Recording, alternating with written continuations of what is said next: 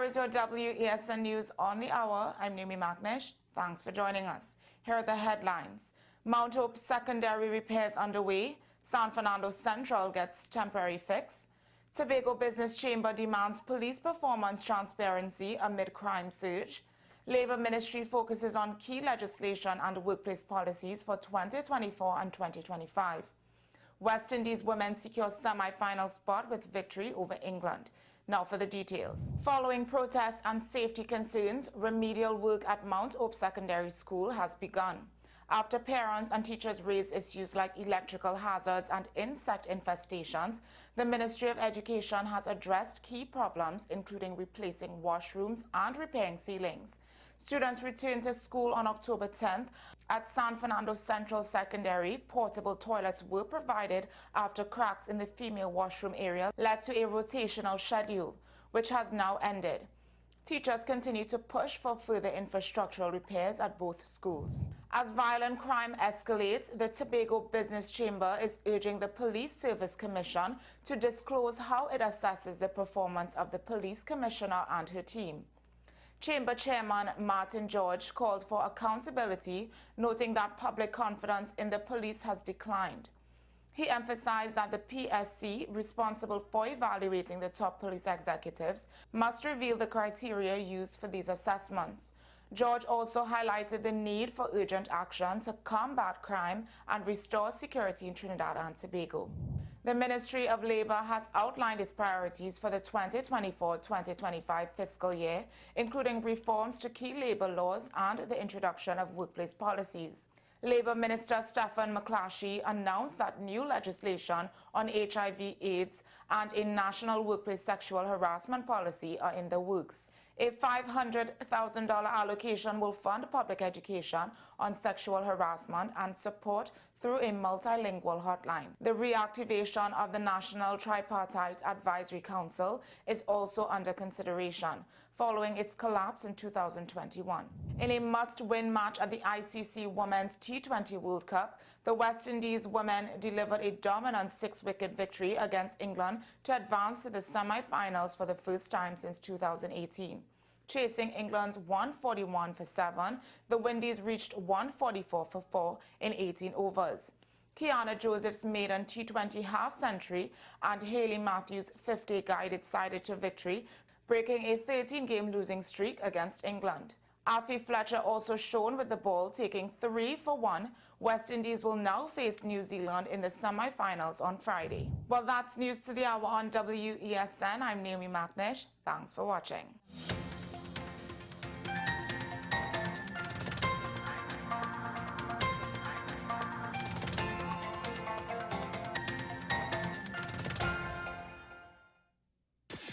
WESN.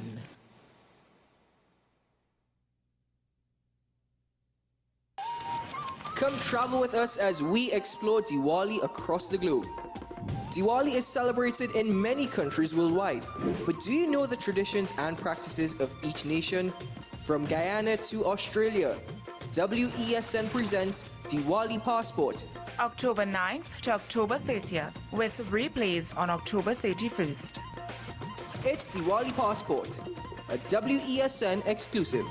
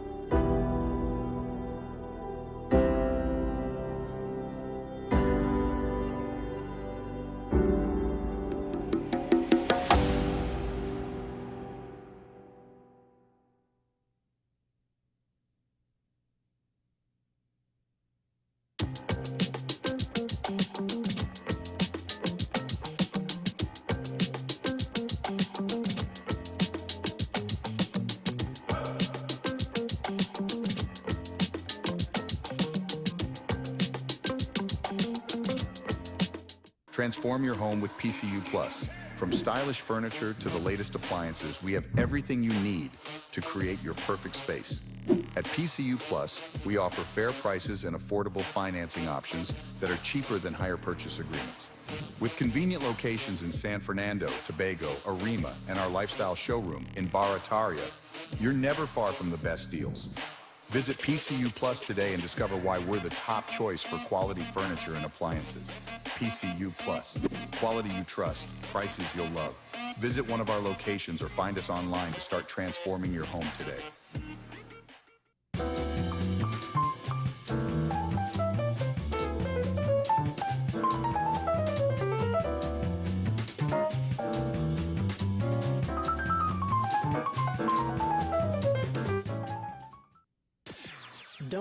WESN.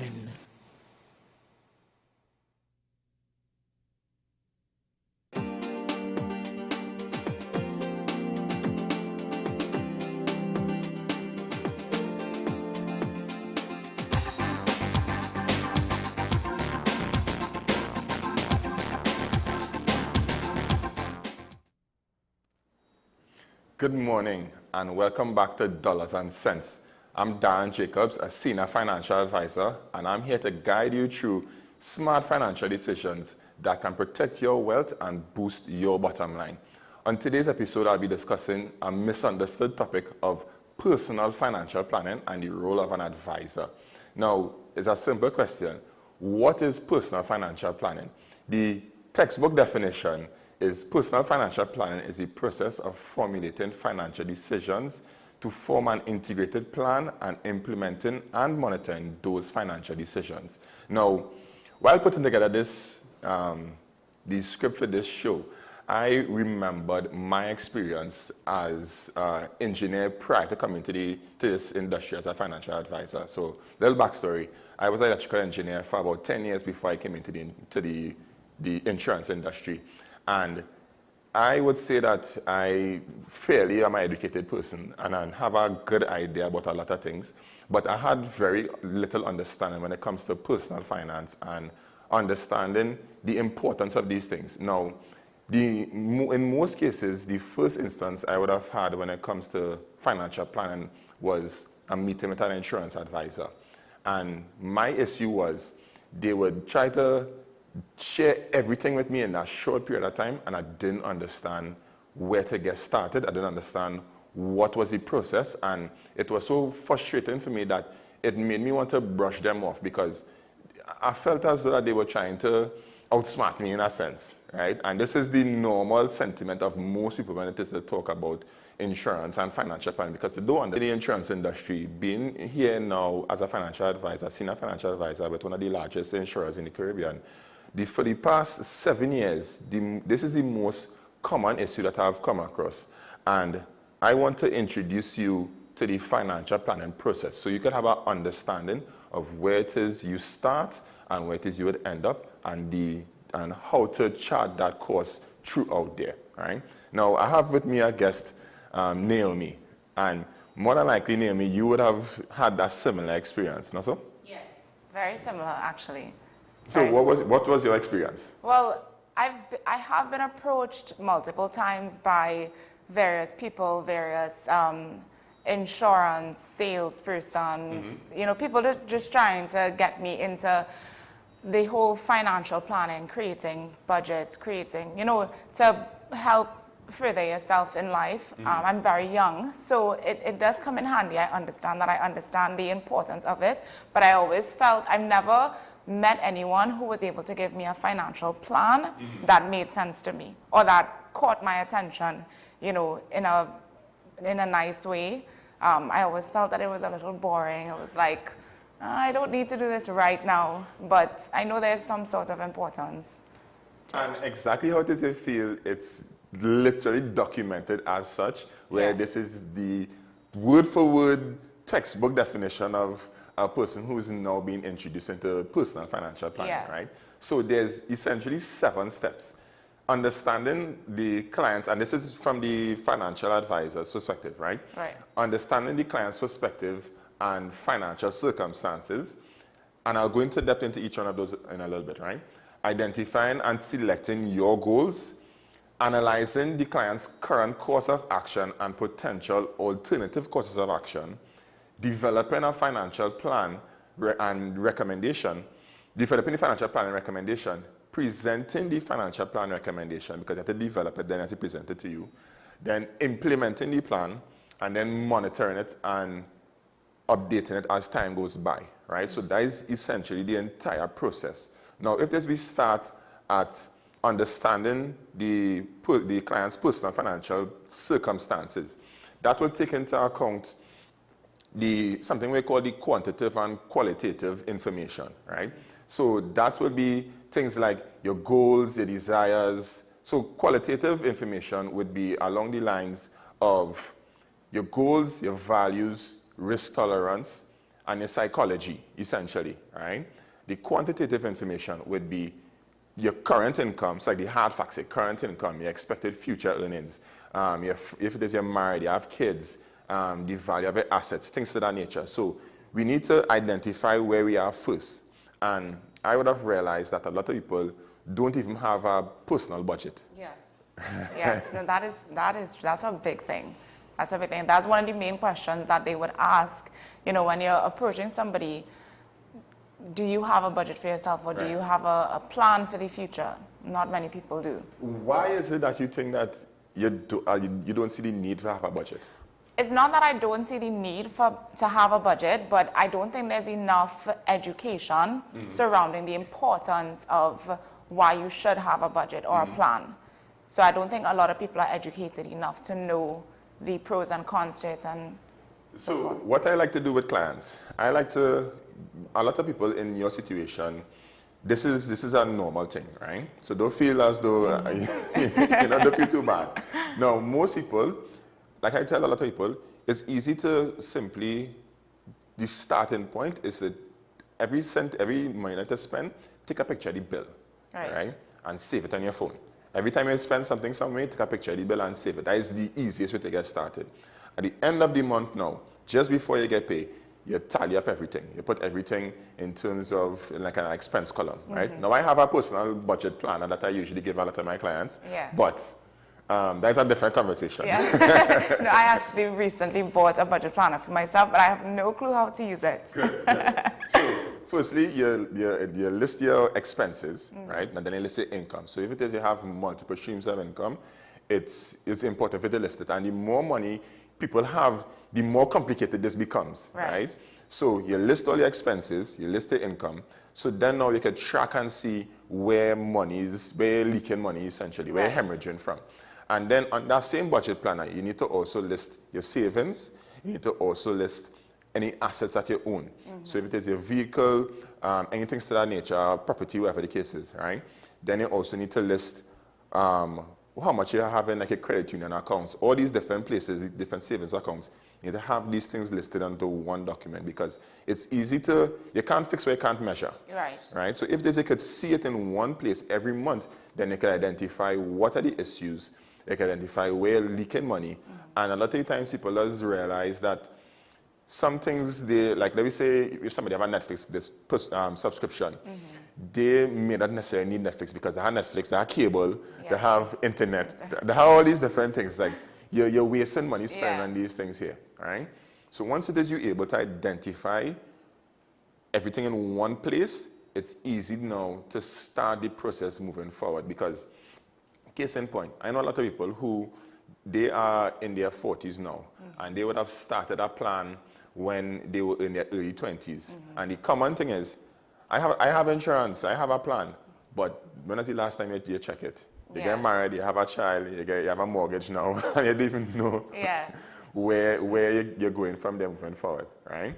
So that is the first step. Now the second one is identifying your goals. So as a young person, right, that's broad idea. What are some financial goals that you want to achieve? Hopefully, one day I want to be able to purchase a home. I think that's the main thing. I have a vehicle at the moment that I was able to purchase on my own. So the next step would be a home. Why you want to purchase a home? That just makes sense.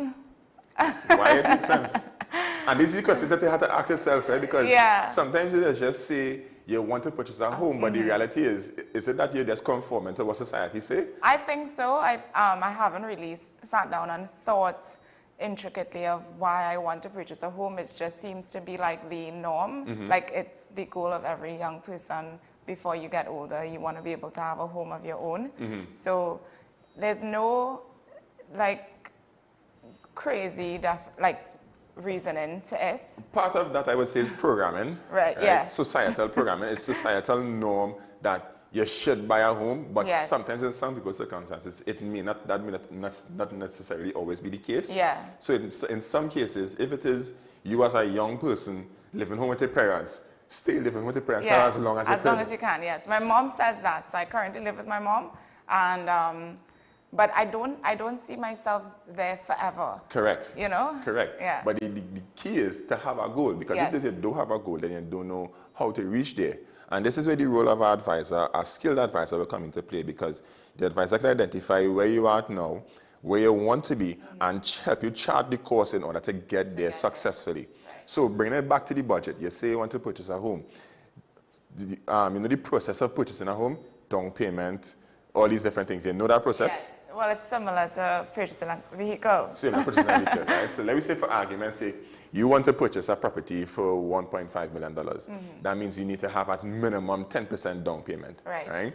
But you can't just stop at, once you reach a 10% down payment, you can't just put all your money into the property, because you're basically giving up all of your liquid capital. Right. So you need to have actually more than 150 in terms of savings. Yes. Because when they say purchase the home, you still have to furnish the property.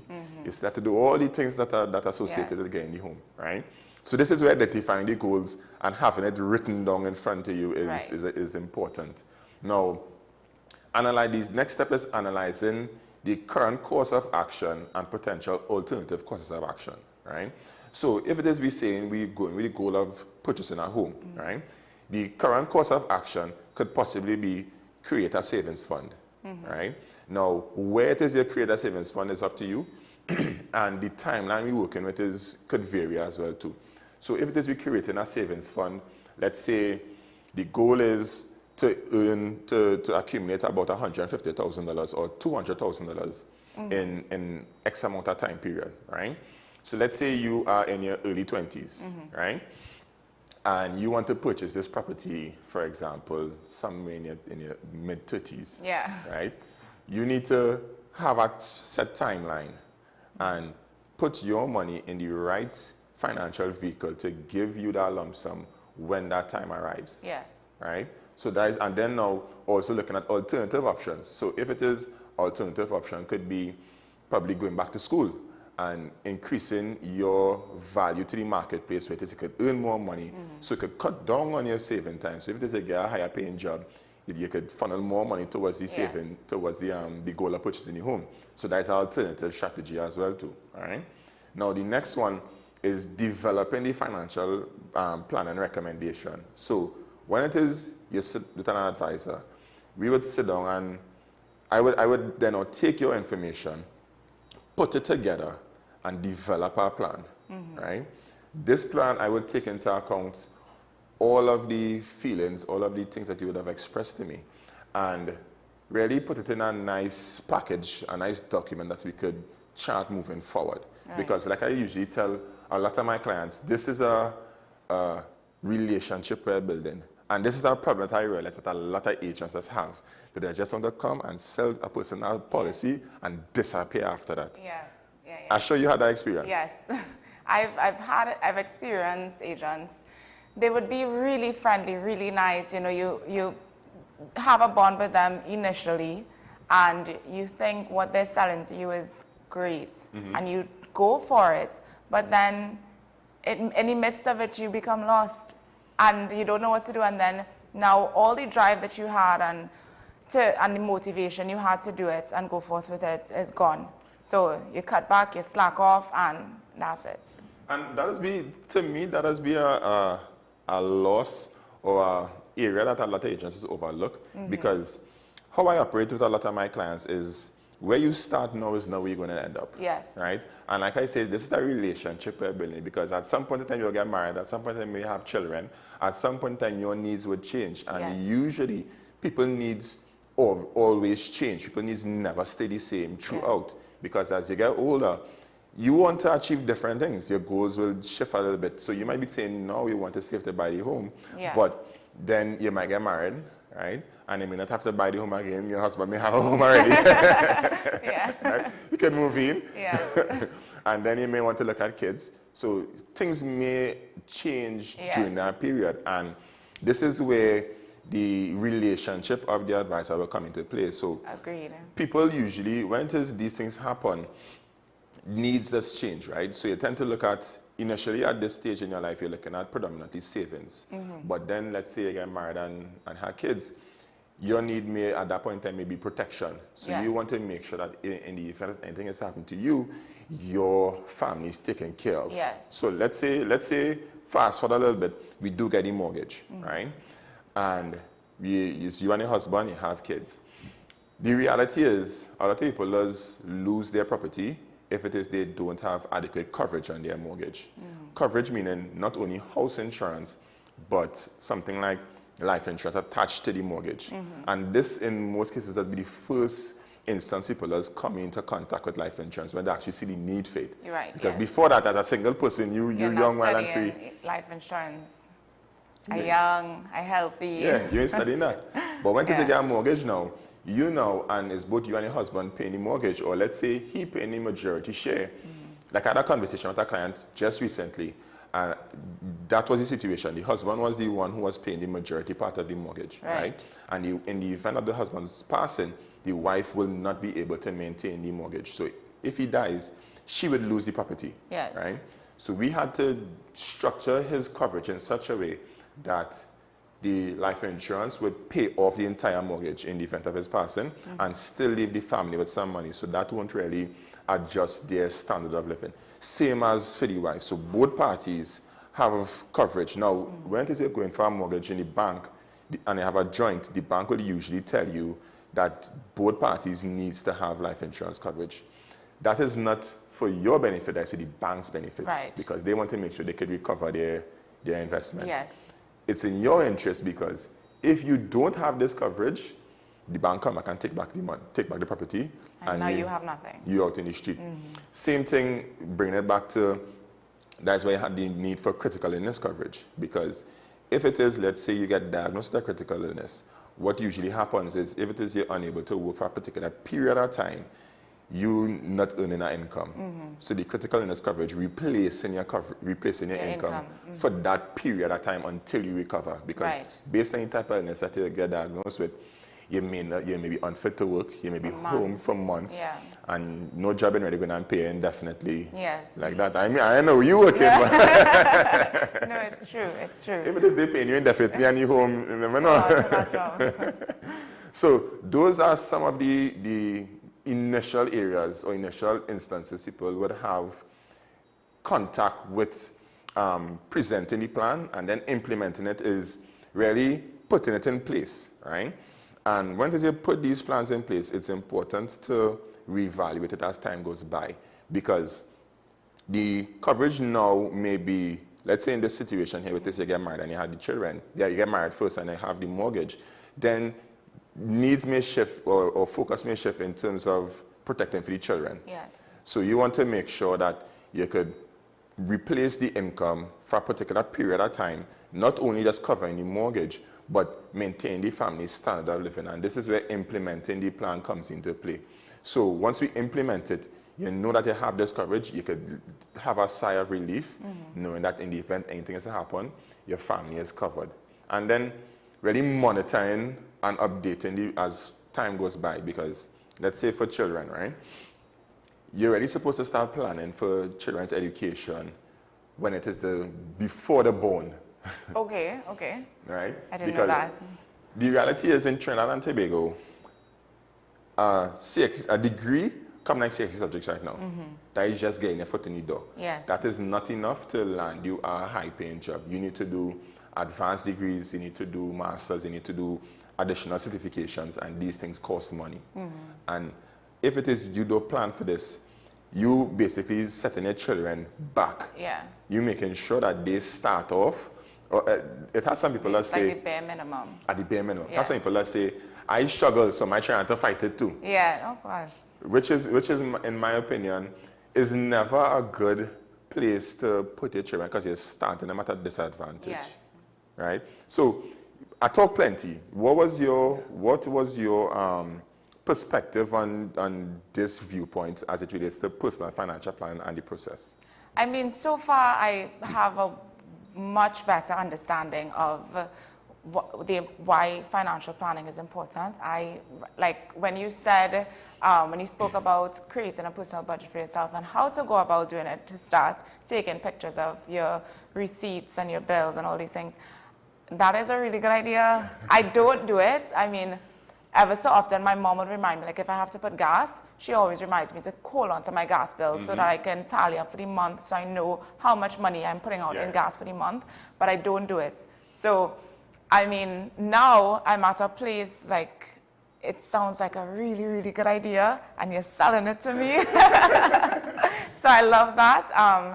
And I'm really interested to hear more and to learn more about it and, you know. It's not hard to start. No, the thing is, in any habit that you're trying to develop, the key is to just start. Once you just start the process, it's easy to continue moving forward, right? Yeah. So, like I just tell people, a lot of times people will be working in a company and if it is they're seeing about finance or they're in charge of something as it relates to money in the office, they cannot misplace a cent, right? Because they know if they misplace that dollar is problems, right? Why do we not have that same headspace for our own personal finance?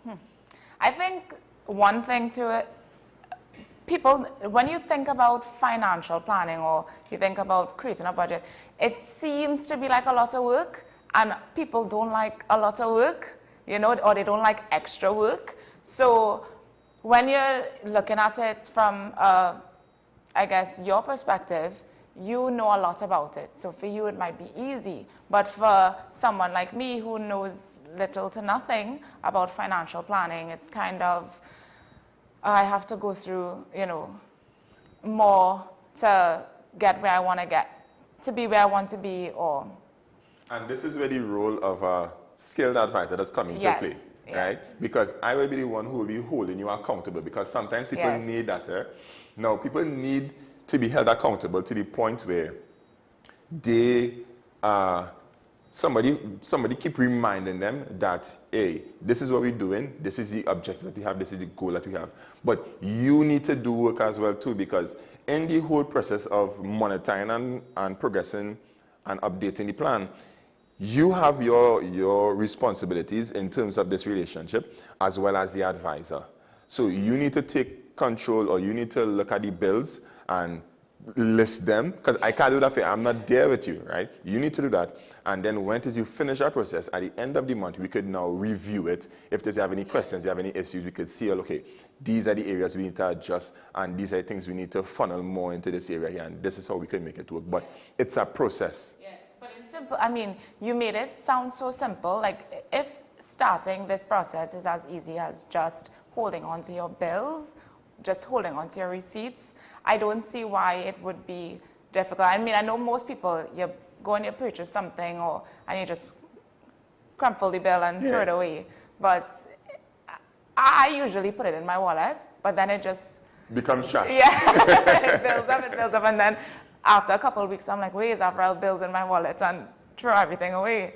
So it's a matter of, you know, you're on a journey and understanding this journey. So I'm going to hold on to my bills, or at the end of the month, let me see what these bills are, you know, and put it in a book. Your budget book, because your budget book has like these compartments in it, and you could stick stuff in. But so. I'm more of a digital person, so I like everything digital. So I would upload everything onto I have a budget Excel spreadsheet. So I would take pictures of all my bills and then upload it there at the end of the month. And then on that same Excel sheet, I have portions where it is a list all of the assets, all of the liabilities, and also I list all of my insurance policies, the coverages, the coverage amount, the due dates, the maturity dates, so that in that way, if something is to happen to you, your spouse knows where to find everything. Yes. And the worst thing it is here is that, and I would have come across this, people would have said that my husband has insurance, or he passed away, he had insurance, but they don't know what is the status of it.